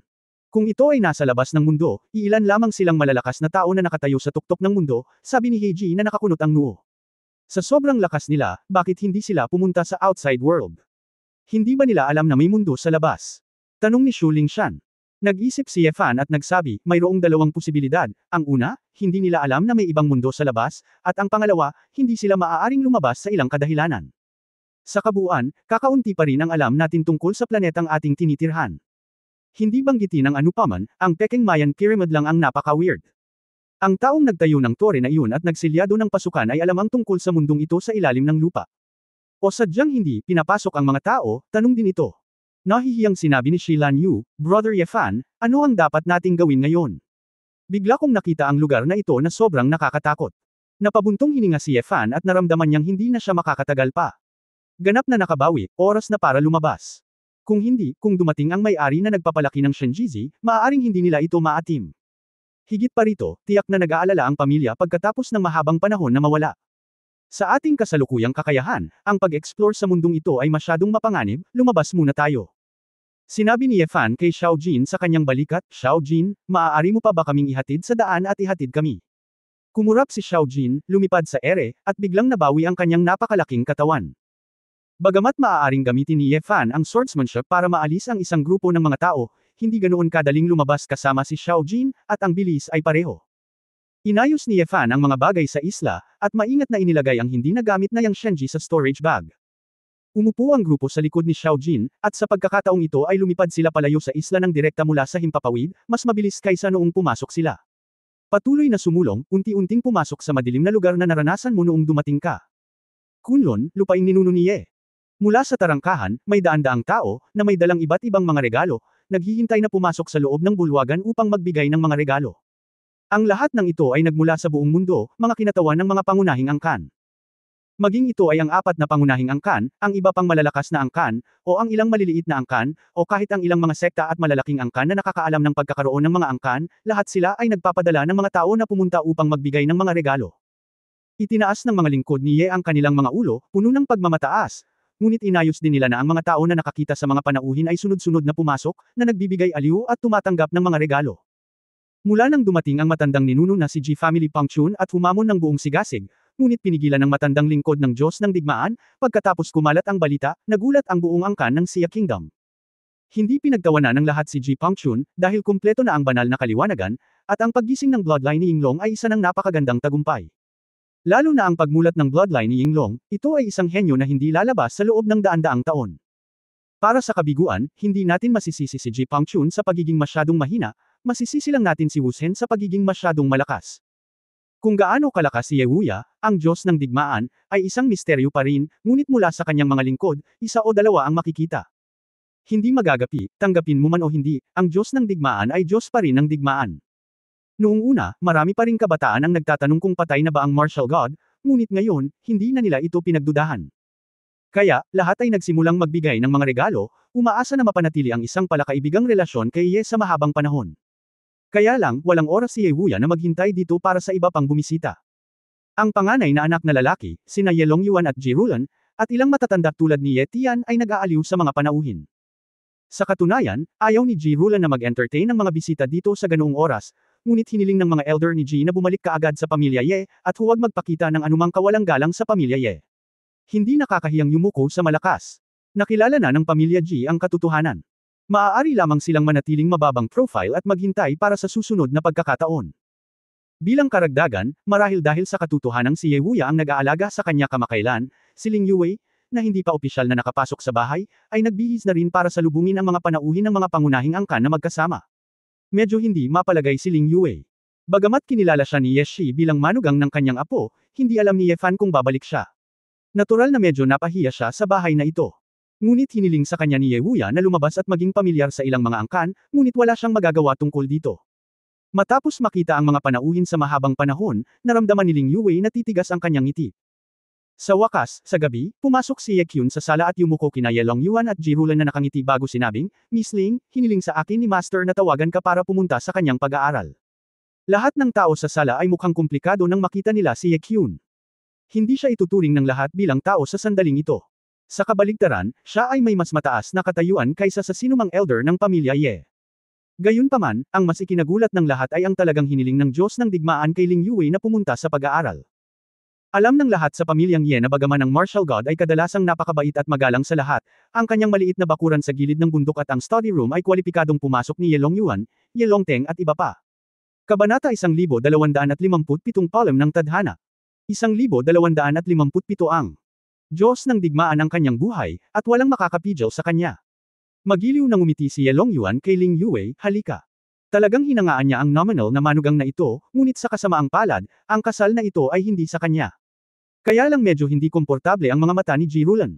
Mahigit 20 taon na siya sa bahay na ito, at ang sinabi niya sa Diyos ng digmaan ay hindi kasing ganda ng mga salita ni Ling Yue pagkatapos pumasok sa bahay ng ilang buwan.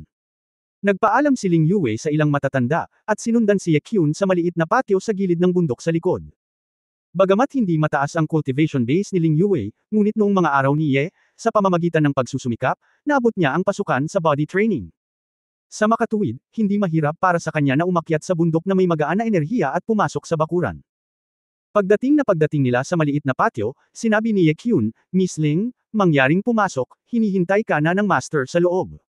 Nagpapasalamat na tumanggo si Ling Yue kay Ye Kyun, pagkatapos ay huminga ng malalim at naglakad papunta sa study. Nagkaroon siya ng hindi maipaliwanag na pakiramdam sa kanyang puso na ngayon ay dumating sa kanya ang Diyos ng digmaan, hindi tulad ng dati. Sa pagpasok sa pag-aaral, nalaman ni Ling Yue na si Ye Wuya ay kumukuha ng ilang bote at garapon ng mga pampalasa doon. Inilagay niya ang mga panimpla na ito sa isang bag ng tela na parang nag-iimpake. Lolo Wuzhen, lalabas ka ba? Nagtatakang tanong ni Ling Yue. Inangat ni Ye Wuya ang kanyang ulo, ngumiti at sinabing, oo. Aalis na ako. Fair na. Kakaibang nakinig si Ling Yue, pupunta sa malayong lugar. Tumango si Ye Wuya, oo, napakalayo, napakalayo. Then kailan ka babalik? Tanong ni Ling Yue. Nag-isip sandali si Ye Wuya at sinabing, hindi ko alam, baka hindi na ako babalik. Nagulat si Ling Yue, Lolo Wuzhen, niloloko mo ba ako? Inimpake ni Ye Wuya ang cloth bag at dahan-daang naglakad papunta sa isang bookshelf. Sa pag-aaral ni Valkyrie, ang mga bookshelf ay puno rin ng mga pampalasa at tuyong pagkain, at ang ilan lamang na mga libro ay walang pinanggalingan. Kinuha ni Ye Wuya ang ilang lumang libro, tumalikod at naglakad papunta kay Ling Yue, at ibinigay ang mga ito sa babae. Kunin mo, sabi ni Ye Wuya. Tinanguan ito ni Ling Yue, ano ito? Sinabi ni Ye Wuya, ikaw na bata, na handang matutong magluto kasama ko, handang pumatay ng manok at magkamot ng kaliskis ng isda, at handang magbuhos ng dumi sa lupa, ay masasabing aking tunay na pamana. Sa makatuwid, plano kong ituro sa iyo ang ilan sa mga natutunan ko sa aking buhay. Kung gusto mo bang matutunan ito o hindi, at kung magkano ang iyong matututunan, depende ito sa iyong sariling likha. Ang mga aklat na ito ay pawang sulat kamay ko, ang nag-iisa sa mundong ito. Inutusan kita ng napakaraming buwan, at hindi masamang itago ito bilang souvenir. Ang ekspresyon ni Ling Yue ay komplikado, ano ang kanyang tunay na talambuhay? Maaari bang ang mga aklat na ito ay pawang mga recipe? Kung hindi siya natuto ng anumang martial arts mula sa martial god, kaya hindi siya magbibigay sa kanya ng anumang mga lihim ng martial arts. Sa kanyang lakas, hindi niya maintindihan ang martial arts realm ng martial god. Hindi napigilan ni Ling Yue na buksan ang unang libro dito. Nang masulyapan niya ang nilalaman, agad na nagningning ang kanyang mga mata sa kinang. Ito ang Kimon Technique. Siya ay nasa hardin ng gulay, at nakita niya sa kanyang sariling mga mata na ang Diyos ng digmaan ay gumagamit ng mga gulay upang bumuo ng isang porma sayon, gumuhit ng kapangyarihan ng langit at lupa, at direktang lumalaban sa hininga ng dragon ni Ji Pangchun. Narinig ko lang ang mga kamangha-manghang porma sayon ng Kimon sa mga alamat. Labis na nabigla si Ling Yue. Hindi ko ini-expect na kakalat ito sa mundo. Sa mga araw na ito, sinisikap niyang matutunan ang lahat ng uri ng tila walang kabuluhang mga bagay mula sa martial arts, upang subukang matutunan ang sining ng Kimon mula rito. Ngayon, gusto ni Wuzhen na ituro sa sarili niya ang lahat ng kanyang diskarte sa Kimon, paanong hindi mabigla at matatakot si Ling Yue. Haha! Nakangiting sabi ni Ye Wuya, pagkaalis ko, ang bakura na ito at ang pag-aaral na ito ay magiging iyo. Si Ling Yue ay natigilan, ito ay malinaw na nag-aayos ng mga pangyayari sa hinaharap. Baka gusto na talaga ni martial god na lisanin ang pamilya Ye forever. Lolo Wuzhen, saan ka pupunta? Hindi ka mabubuhay kung wala ka. Ngayon lahat ng tao sa mundo ay nambobola kay Ye, ngunit si Mushuyo ay nasa kagubatan, at sisirain ito ng hangin. Kung wala ka roon, magiging pantirya ng pampublikong kritisismo si Ye. Nag-aalalang sabi ni Ling Yue. Walang pakialam na sinabi ni Ye Wuya, sirahin mo ito, ang maliliit na brats na ito ay hindi laging umaasa sa akin bilang isang matanda, tama ba? Yan ang sabi mo, pero saan ka pupunta? May malaking mangyayari ba? O may iba pa ba? Isang malakas na kalaban. Nag-isip din si Ling Yue. Kung si Ye Shi ay walang martial god, o sa madaling salita, kung si Xia Guo ay walang martial god, hindi niya maisip kung ano ang magiging hitsura nito. Sa nakalipas na ilang daang taon, nasanay na ang lahat sa pattern ng pagkakaroon ng martial god na namamahala. Biglang nawala ang martial god, at ang usok ng lobo ay nasa lahat ng dako, at ang mga bayani ay nakikipaglaban para sa isa't isa. Mayroon ding Doomsday Kingship sa ibang bansa. Kung walang Valkyrie, sino ang makakalaban ng Doomsday King? Hindi sumagot si Ye Wuya, ngunit kinuha ang cloth bag at lumabas ng study. Si Ye Kyun ay nakatayo na doon, naghihintay na may ngiti sa kanyang mukha. Girl, kung may pagkakataon, magkikita tayo sa hinaharap. Ang boses ng Diyos ng digmaan ay unti-unting naging malabo. Panandaliang lumabo ang mga mata ni Ling Yue, at sa kawalan ng ulirat, tila malabo ang bakuran sa harapan niya. Pagkatapos, nawala sina Ye Wuya at Ye Kyun. Ang puting nyebe ay lumipad, ang looban ay tahimik, at ang hangin ay hamampas, naiwan lamang ang batang babae, hawak ang libro sa kanyang kamay, natulala. Huahai, sa Villa sa Belo County. Si Zhou Huayang, na nakasuot ng itim na suit, ay medyo mag-ara, nakaupo sa sofa, puno ng estilo. Matapos bumalik si Su Qingzhou sa Huahai, ang mga tao ni Zhou ay pumunta kaagad sa pintuan. Si Tita Jiang at Ji Wanqing sa pamilya ay walang lakas ng loob na makipag-usap sa mga miyembro ng clan na ito. At si Zhou Xinjiang ay isang maliit na miyembro ng angkan sa ilalim ng pamilya Zhou, at hindi siya nang ahas na maging walang galang sa harap ng mga matatandang ito ng pamilya. Ang layunin ng Zhou clan ay halos pareho sa nakaraan, na hilingin kay Su Qingzhou na pagsamahin ang Ghost Valley pabalik sa Xuanming clan at sundin ang mga kaayusan ng clan elders, house. Noong nasa bahay si Ye Fan, natalo si Zhou Huayang matapos mag-request, kaya makakabalik lang siya sa clan at gumawa ng pangmatagalang plano. Ngunit ngayon, mahigit 2 buwan nang nawawala si Ye Fan. Pagkatapos ng maraming pagsisiyasat, kinumpirma nila na kahit ang Inferno ay pinagbantaan, at pagkatapos na hindi lumitaw si Ye Fan, napagpasyahan nila na si Ye Fan ay maaaring patay na o inalis na. Ang clan ay mayroon ng sapat na background, at hindi talaga sila natatakot kay Ye Fan lamang. Ngayong wala si Ye Fan, natural na mas walang takot sila. Ito ang pangalawang pagkakataon na may dinala si Zhou Huayang sa pinto.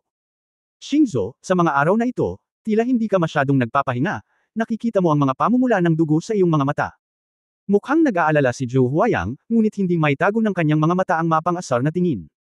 Medyo haggard ang mukha ni Su Qingzhou. Kahit na si Gigo ay lubos na sumusuporta sa kanya, ito ay dahil sa suporta at pagtitiwala na ito na hindi niya handang ibigay si Gigo ng madali. Gayunpaman, sa harap ng ganap na kapangyarihan, nadama ni Su Qingzhou na nakulong sa isang mahirap na kalagayan. Kung bibigyan siya ng ilang taon, maaaring makaisip siya ng ilang mga solusyon, ngunit ang pamilya Zhou ay halatang hindi siya bibigyan ng pagkakataon na gumaling at pagbutihin ang kanyang lakas.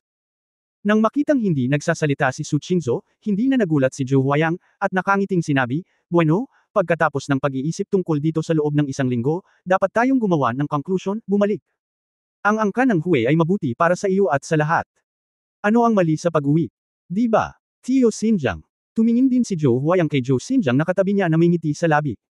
Mapait na ngumiti si Zhou Xinjiang, at hindi nang ahas na magpahayag ng anumang opinyon. Nag-aalalang tiningnan niya ang apo, nanginginig ang 2 kamay sa hita. Ang malamig na mga mata ni Su Qingzhou ay nagniningning, at sinabi niya, "Walang espesyal na alisin ang iyong mga panlilinlang upang takutin ang mga tao at aibuli ang isang matanda." Kabanata 1258 Malamig na air conditioning. 1258. Tumawa si Zhou Huayang at sinabing, "Matakot. Qingzhou, hindi mo naiintindihan. Ako, si Zhou Huayang, bilang panganay na apo ng pangunahing linya ng angkan ng Xuanming, hinding-hindi natatakot sa mga tao." Pagkatapos magsalita, unti-unting naging malungkot ang mukha ni Zhou Huayang nang bumangon siya, ang kanyang mga mata ay mabangis, "Makinig, bibigyan kita ng 3 araw sa huli. Kung pagkatapos ng 3 araw, hindi mo pa rin alam ang kasalukuyang mga pangyayari, huwag kumain o uminom ng masarap na alak, pagkatapos ay huwag mong sisihin ang aming pamilya Zhou, tanggap mo." Diretso ang tingin ni Su Qingzhou sa kabilang partido, at hindi niya sinasadyang sumuko. "Huwag mong isipin na hindi ko alam, kung maaari kang maging walang prinsipyo at sakupin ang Ghost Valley, matagal mo nang ginawa. Pero halatang hiningi mo ako, oh. Hiningi mo ang dugo ng pamilya naming Su, kaya naman sinusubukan mo akong kumbansihin, di ba?" Pinaikit ni Zhou Huayang ang kanyang mga mata at sinabing, "Nagiging mabait lang kami sa inyong dalawa para sa kapakanan ng pagiging kabilang sa angkan ng Xuanming, masyado kang maraming iniisip. Talaga, akala ko, nandito kayo para sa wordless book." Ngini siya ni Su Qingzhou. Ang mga mata ni Zhou Huayang ay lumundag ng ilang beses, ang kanyang mga mata ay komplikado. Nakuha ni Su Qingzhou ang detalyeng ito, tulad ng inaasahan, "Gusto mo ang banal na kasulatan na walang mga salita, ngunit ako lang ang kinikilala ng kasulatan. Gusto mo ang Ghost Valley na pangalawa. Sa huling pagsusuri, gusto mo talagang makuha ang kasulatan." Bagamat hindi pa rin sigurado si Su Qingzhou kung anong uri ng kapangyarihan at mga sekreto ang nilalaman ng walang salita na kasulatan, ngunit mula sa ilan sa kanyang mga panaginip, nakikita niya ang hinaharap, at halos nararamdaman niya ang kapangyarihan ng kasulatan. Sa pag-aakala na ang walang salita na kasulatan ay talagang maniktik sa hinaharap, tiyak na ito ay ang langit-defying kayamanan na pinapangarap ng lahat ng mga angkan at lahat ng tao. Hindi mo na kailangang mag-isip ng sobra, tapos na akong magsalita. Su Qingzhou, ikaw ay isang matalinong babae, dapat mong malaman na ang mundong ito ay tiyak na hindi para sa iyong mga babae. Umiling si Zhou Huayang. Mababa ang tingin mo sa mga babae, hindi ka lalaki, sagot ni Su Qingzhou. Mababa lang ang tingin ko sa'yo, anong magagawa mo? Hindi ka ba umasa kay Ye Fan para makabisado si Gigu? Kung hindi, hindi mo kayang labanan si Zhuge Tianming. Ngayon ang iyong lalaki ay nawala at hindi na makakabalik. Huwag kang matapang. Ngumisi si Zhou Huayang at sinabing, bumalik sa angkan ng Xuanming, hindi ba mas mabuti kung ayusin natin ang isang batang talento mula sa angkan para ikasal ka? Ikaw, sabi ni Su Qingzhou na may magandang mukha. Puti. Lalong ngumiti si Zhou Huayang, at sinabing, hindi ba? Ikaw at si Ye Fan ay parehong mga anak ng iba't ibang angkan na nagising sa kanilang dugo. Magkasama, hindi sila sumusunod sa mga alituntunin ng angkan. Ang mga ninuno, matagal na ang panahon para sumulong. Ngayong wala na si Ye Fan, ikaw at siya ay wala pang kasal. Sa iyong kagandahan, napakasimpleng humanap ng ibang lalaki mula sa aming Xuanming clan. Upang maging tapat, maaari mong isipin ang tungkol dito. Karangalan mo rin na maging panganay na apo ng aming pamilya Zhou. Sinabi ni Zhou Huayang, ang kanyang mga mata ay nakatutok sa mukha ni Su Qingzhou nang walang ingat. Hinuyam ni Su Qingzhou ang kanyang mga kamay at itinikom ang kanyang mga pilak ng ngipin, babalik ang aking asawa. Isinulat ko ang lahat ng mga salitang sinabi mo ngayon. Ha. Tumayo si Zhou Huayang na may halong tawa, hindi ko direktang sinasabi na siya ay patay na, kahit na ako ay karapat-dapat para sa iyo. Ngayon kalahati ng mga tao sa mundo ang nag-iisip na ang hari ng impyerno, si Lucifer, ay patay na. With our clan's news channels, we also I don't know, what happened to him that day. Sa ganyang gyera, buhay man siya, inalis na siya. Kung maglakas loob siyang bumalik, ako, si Zhou Huayang, ang unang makakatalo sa kanya. Isang patas na tunggalian, kahit nandyan ang Diyos ng digmaan, wala akong masabi. Pagkatapos sabihin ang mga salitang ito, sinabi ni Zhou Huayang kay Zhou Xinjiang na nasa tabi niya na may mapaglarong ekspresyon, Uncle Xinjiang, pakiusap hikayatin ang iyong apo, pamilya, kung gaano kasakit ang saktan ang kapayapaan. Pulang-pula at puti ang mukha ni Zhou Xinjiang, at hindi siya nang ahas magsalita. Haha, ito ay isang kaaya-ayang pag-uusap. Okay, aalis na kami. Makalipas ang 3 araw, maghihintay kami ng magandang balita. Ikanaway ni Zhou Huayang ang kanyang kamay at lumayo sa mansyon kasama ang ilang mga katulong. Nang mawala na ang ingay ng mga sasakyan sa labas, parang freezing point pa rin ang atmosphere sa loob ng bahay. Xiaoshu, walang silbi si Lolo, pasensya na. Si Zhou Xinjiang ay puno ng kahihiyan at pagsisisi sa sarili, inabot at hinawakan ang kamay ni Su Qingzhou, tumulo ang mga lumang luha. Si Tita Jiang at Ji Wanqing sa gilid ay namumula rin ang mata, at hindi nila alam kung paano tutulungan si Su Qingzhou. At ubiling ngumiti si Su Qingzhou at umiling kay Zhou Xinjiang, ayos lang, Lolo, wala silang lakas ng loob na gawin, hindi mo rin kasalanan. Hoy, dapat hindi ka na bumalik sa Jiujie Village kasama ako noong una. Tama ang mga matatanda sa nayon, magkakaroon ng kasawian, ngunit darating ito sa iyo at kay Ye Fan. Mukhang nagsisisi si Zhou Xinjiang. Lolo, huwag kang magsalita ng ganyan, pumunta man tayo sa Jiujie Village o hindi, may gagawin tayo sa clan sooner or later, you can rest in peace, wala silang lakas ng loob na gumawa ng kahit ano, pang-aaliw ni Su Qingzhou. Pagkatapos ng lahat, si Zhou Xinjiang ay natahimik sa wakas. Pagkatapos kumain ni Su Qingzhou ng sopas na nilaga ni Tia Jiang, pumunta siya sa study sa ikalawang palapag. Pagkabukas pa lang ng pinto ay bumungad sa akin ang malamig na hangin. Hindi nagulat si Su Qingzhou at nag-aatubili na pumasok. Momo, bakit ka na naman gumawa ng yelo saan man sa kwarto? Sa sahig ng pag-aaral, isang malaking itim na pagong ang nakahandusay doon. Ito ay halos 1.5 metro ang haba at higit sa 1 metro ang lapad, at ang mga paa nito ay kasing kapal ng mga guya ng tao. Ang baw ng pagong ay parang piraso ng black glazed porcelain, at ang pagkakayari dito ay misteryoso at kahanga-hanga, na talagang maganda. Ito ang Momo na itinago ni Su Qingzhou sa bahay. Simula nang iuwi niya ito, lalong naging kahanga-hanga ang growth rate nito. Bukod dito, bagamat naging malaking pagong ang munting pagong na ito, sa halip ay naging malikot siya, at hindi na tahimik na nanatili sa balkonahe. Paminsan-minsan, siya mismo ang magbubukas ng pinto mula sa sahig hanggang kisame at tatakbo sa kwarto ni Su Qingzhou at mag-aral. Ang hanging ibinuga mula sa bibig ni Momo ay madalas na nakakatakot, na ginagawang isang eye seller ang bahay ni Su Qingzhou sa bawat pagliko. Sa kabutihang palad, si Su Qingzhou ay hindi natatakot sa lamig, kaya hindi ito maaapektuhan. Kasama ka rito, hindi ko na kailangang buksan ang aircon sa bahay. Bahagyang ngumiti si Su Qingzhou, umupo sa lupa, at inabot para hawakan ang shell ng pagong ni Momo, ang cool at pinong haplos ay napakaginhawa. Tila naramdaman ni Momo ang pagkawala ng mood ng babaeng punong abala, inikot ang kanyang ulo at hinimas ang binti ni Su Qingzhou, na para bang inaaliw siya. Bamantong hininga si Su Qingzhou, iniyuko ang kanyang ulo at ipinatong ang kanyang ulo sa likod ng pagong, at bamulong sa kanyang sarili, Momo. Ano ang dapat kong gawin? Sa lakas sa aking mga kamay, hindi ko mapigilan ang Zhou clan. Imposibleng makapasok ang kapangyarihan ng asawa sa ibang bansa sa Xia Kingdom, at hindi mababago ng isang saliye ang sitwasyon. Kumurap si Momo at dahan-daang umiling, halatang imposibleng matulungan ang hostess. Itinaas ni Su Qingzhou ang kanyang kamay at tiningnan ang kakaibang singsing sa kanyang kamay, na puno ng ambon ng kanyang magagandang mata. Hobby, kailan ka babalik? Pagod na pagod ako. Kabanata 1259 na isang walang uliran na krisis. Sa madilim na mundo sa ilalim ng lupa noong 1259. Umupo si Ye Fan at ang iba pa kay Xiao Jin at mabilis na nilagpasan ang daanan ng kanilang pagpasok. Alam ni Xiao Jin ang daan, at naalala ni Ye Fan ang Shen Huangji, kaya hindi mahirap hanapin ang daan. Sa kalagitnaan ng paglalakbay, nag-aalala rin si Ye Fan na may mga taong mula sa underground na mundo na susundan siya, ngunit sa kabutihang palad, walang nangyari. Para sa paglalakbay na ito sa underground world, nasisiyahan pa rin si Ye Fan. Bagamat hindi pa siya nakakapag-explore ng mas malawak na lugar, pupunta siya sa Japan sa mahabang panahon at palaging may mga pagkakataon sa hinaharap. Bukod dito, sa kanyang storage bag, mayroong halos 5 halaman ng Yangshenzi. Sa pamamagitan ng mga Yangshenzi na ito, mapapabilis niya ang mga kababaihan at kapatid sa paligid niya. Malaking pakinabang din ito.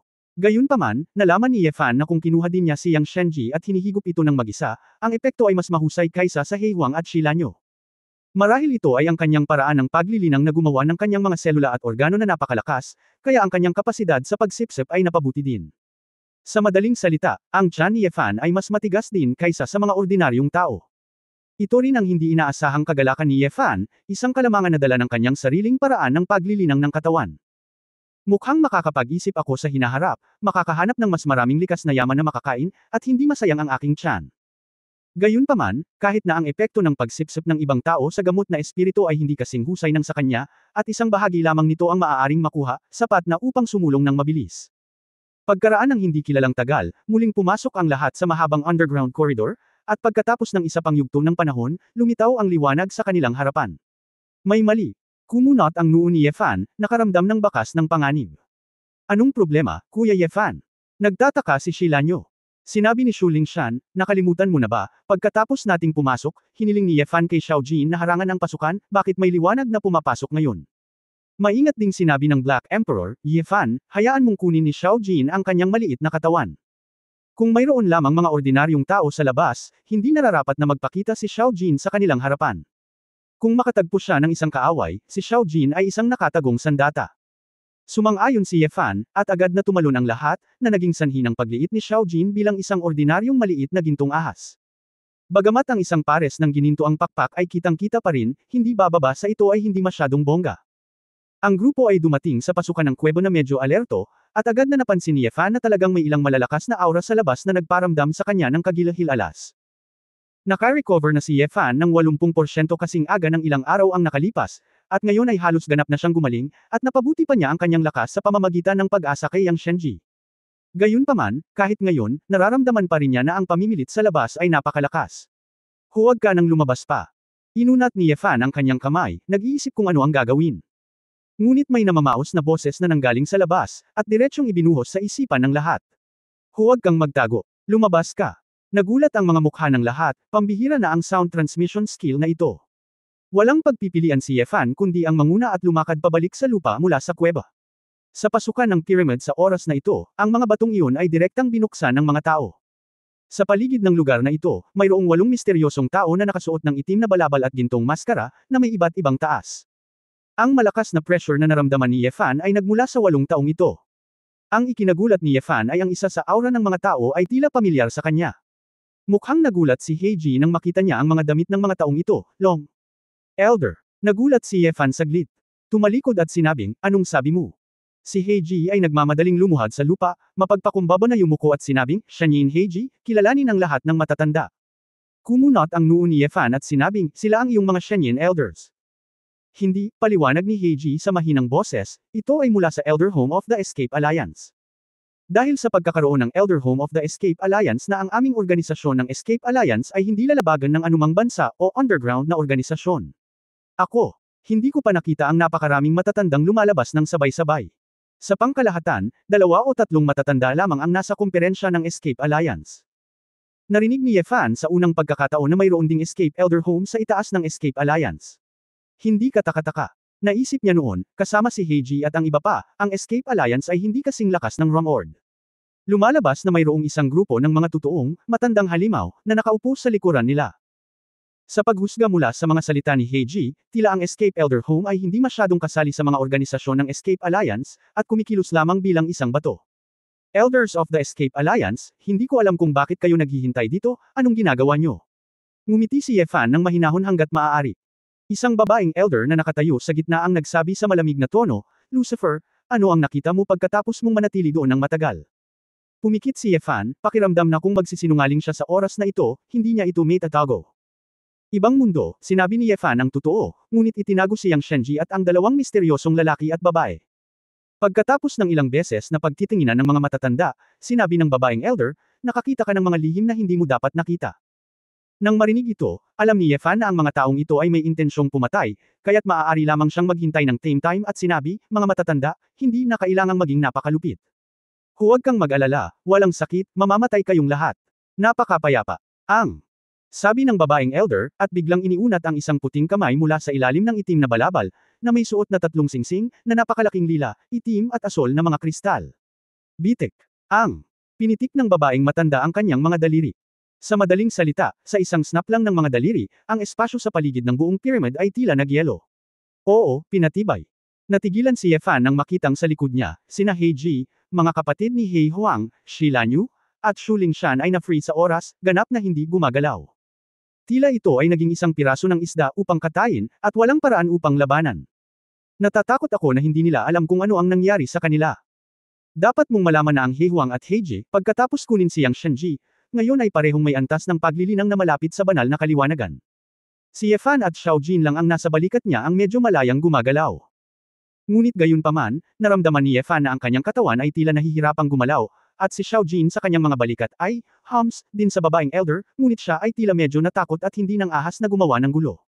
Nakaramdam si Yefan ng lamig mula sa talampakan hanggang sa kanyang noo. May nakakatakot na magic sa mundong ito. Tumigil ang oras. Paano mo nagawa yun? Sayang. Lucifer, nagkaroon ka ng magandang pagkakataon, at makakasama mo kami sa hinaharap. Hindi mo na kailangang pumasok sa loob at makita ang mga bagay na iyon. Ngayon, maaari na lamang nating alisin ang mga nakatagong panganib, nang hihinayang sabi ng babaeng elder. Naramdaman ni Yefan ang isang hindi pa naganap na krisis. Sa wakas ay nabawi niya ang kanyang lakas at nais na bumalik upang muling makasama ang kanyang pamilya. Paano niya nagagawang mamatay dito? Kabanata 1260 ako ang iyong ninuno. 1260. Bakit, hindi kaya alam mo ang sikreto sa loob, pero hindi ko kaya? Tanong ni Yefan. Nais niyang magpaliban at magtaka kung mayroon bang anumang mga kontra. Kahit na hindi siya lumaban, alam ni Yefan na kahit sa kanyang kasalukuyang sitwasyon, kung susubukan niya ang lahat at ginamit niya ang layunin ng espadang magpakamatay ng Purgatorio Sword Demon, maaaring hindi niya mapantayan ang pangkat ng 8 tao sa kanyang harapan. Hindi maaaring labanan, siya ay ganap na hindi nais na labanan. Bahagyang sinabi ng babaeng elder, mali ka. Sa totoo lang, hindi namin alam kung ano ang nasa loob, at hindi rin namin alam ang kasing dami mo. Ngunit, ang kahulugan ng ating pag-iral ay upang pigilan ang mundo na malaman ang mga lihim sa loob.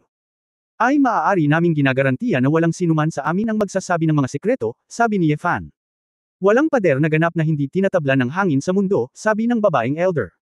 Napabuntong hininga si Yefan, kaya, ang araw na ito ay dapat labanan. Mukhang medyo nagulat ang babaeng elder, at kinailangan pang lumaban ni Yefan. Lucifer, ikaw ay napakatalino, ngunit sa kasalukuyan ay malamang na hindi ka katugma ng sinuman sa amin. Pinapayuhan kita na huwag gumawa ng walang kabuluhang pagtutol. Nakangiting sabi ni Yefan, nagawa ko ito ng may matinding kahirapan. Ibalik ang buhay ko. Paano ako papayag na mamatay ng ganito? Patay na ako, ano ang dapat gawin ng asawa ko at ng iba? Oo. Kung gayon maaari mo itong iwan sa iyo, bamantong hininga ang babaeng elder. Darating na ang espada. Si Yefan ay umungal, at libu-libong lumilipad na espada ang pinakawalan sa kanyang katawan sa isang kisap mata, at ang 8 Desolate Emperor Dragon ay nabuo halos kaagad. Sa pagtaas ng lakas, ang bilang ng mga espada na lumitaw sa pagkakataong ito ay 2 o 3,000 higit pa kaysa sa nakaraan, at ang Stegosaurus ay mas mabangis at marilag. Kasabay nito, ang katawan ni Yefan ay sumabog na may lumalakas na kapangyarihan, at ang gininto ang kapangyarihan ng dugo ay naglabas din ng matinding pamimilit. Wala siyang balak na subukan ito, maghiwa-hiwalay na lang. Nagbago ang mga mata ng 8 matatanda nang makita nila ang kalagayan ni Yefan. Ang magkaroon ng ganoong lakas sa murang edad ay talagang isang pambihirang henyo sa loob ng 1,000 taon. Sayang, sabi ng isang elder. Kahit na namangha sila sa lakas ni Yefan, halatang hindi sila kinakabahan. Alam ni Yefan na siya ay nasa isang ganap na kawalan, kaya kailangan niyang mag-strike muna. Ngunit nang malapit ng kumilos si Yefan, biglang may pumasok na boses. Tanghali na, bakit ka nandito kung hindi ka magdi-dinner? Nang marinig ang boses na ito, ang 8 nakakubli na matatanda ay kinakabahan at tumingin. Ang nakita ko lang ay isang lalaking nasa katanghaliang gulang na nasa edad 30s at 40 na mukhang ordinaryong nakasuot ng simpleng damit, may dalang bag na tela at may magiliw na ngiti sa kanyang mukha, naglalakad ng maluwag sa nagyayelong lugar na ito. Ang malakas na spell ng babaeng elder ay tila hindi epektibo laban sa lalaking ito. Natigilan si Yefan nang makita niya ang nasa katanghaliang gulang na lalaki, ikaw ang matandang kapatid ng inihaw na manok. Nang magkaroon ng epiphany si Yefan sa bundok Shushan, ito ay salamat sa mga salita ng lalaki, kung hindi ay baka naroon siya. Ngayon, hindi ko maintindihan. Tingnan mo ang cloth bag na hawak niya na karamihan ay puno ng condiments. Alam ni Yefan na hindi maarak ang lakas ng lalaking ito, ngunit hindi niya inaasahan na kapag kaharap ang 8 reclusive elder na ito, makakalakad pa rin siya ng ganito. Hehe, anak, tinatamad ka ba? Ano ang nararamdaman mo? Hindi ka pa naging mas malakas kaysa sa huling pagkakataon na nakita kita. Umiling ang lalaki at sinabing. Nanlumo si Yefan. Ito ang unang pagkakataon na narinig niyang may nagsabing dahan-daang umuusad ang kanyang lakas. Maging ang 8 matatandang ito ay namangha sa kanyang edad, napakabihirang magkaroon ng ganitong cultivation base.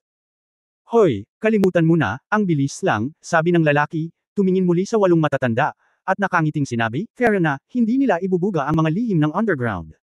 Sa hinaharap, maaaring kailanganin mo pa rin gamitin ang kapangyarihan ng batang ito, patayin siya ngayon, ngunit pagsisisihan mo ito sa huli, ang 8 elder ay nakatitig ng masama, at ang babaeng elder sa gitna ay nagsabi, paano mo malalaman na hindi nila ibubunyag ang kanilang mga sekreto? Ngumisi ang lalaki, Sisley, may tanong ka ba tungkol sa sinabi ko? Tahimik lang ang matanda na babae, na parabang walang lakas ng loob na pabulaanan.